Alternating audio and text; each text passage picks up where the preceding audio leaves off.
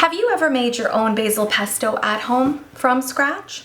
Well, if you have not, here is your chance to follow along with this very simple recipe, and all you need is a food processor and a few ingredients.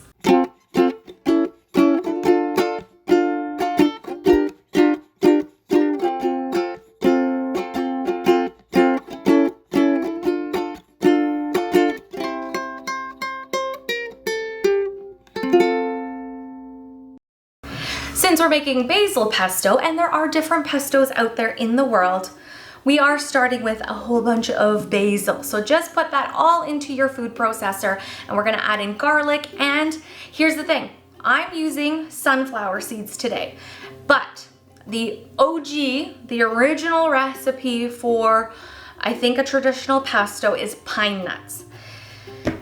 I am not paying $12 for this much of pine nuts today. So if you want to use walnuts, like I am, sunflower seeds, almonds, or even pistachios, go for it. It changes the flavor profile a bit, but listen, sometimes we need to work on a budget and not necessarily paying big bucks for pine nuts. So today, this is what I'm doing.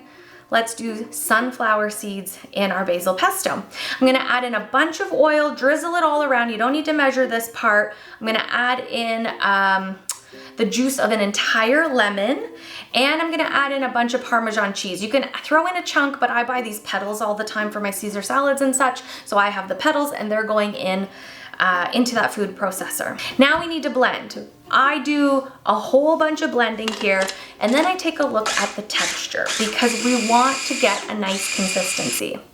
If you open up the top of your food processor and it looks too chunky and a little bit too dry, here's your chance to add in more olive oil. Do not be shy. It does take a lot of olive oil to have a pesto. And sometimes I even add a little bit of water because I wasn't sure how these sunflower seeds would work in this recipe.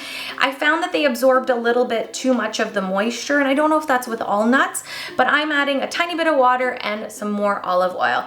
Season with salt and pepper as well, and keep blending until you get the consistency that you want.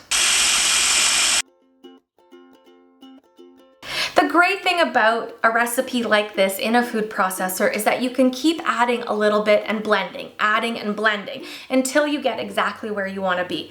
Make sure you taste it before you take it out of that container, because that is your chance before transferring it to make sure it's exactly the flavor that you want. And that is it. That is basil pesto in a nutshell, or a sunflower seed shell.